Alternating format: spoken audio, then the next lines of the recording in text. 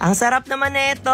Sakto, napakainit ng panahon. Gamit itong nabili kong 3-in-1 blender. Go! Sobrang init nga talaga ng panahon ngayon. Lagi talaga ako nag-crave ng mga shake, mga halo-halo, ganon. Kaya napa-check out na talaga ako neto. Para gagawin ko na lang dito sa bahay, hindi na mahal. 3-in-1 na din to. Meron na siya netong chopper, merong blender at saka yung grinder, meron na din. Kaya multifunctional. Pero binili ko lang talaga to para makagawa ko ng mga shake. Ganito karami ang laman niya. Perfect talaga to ngayong summer. Magagamit ko talaga to. Gumawa nga agad ako ng shake dito para matry natin. Gagawa ko ngayon ng hazelnut shake.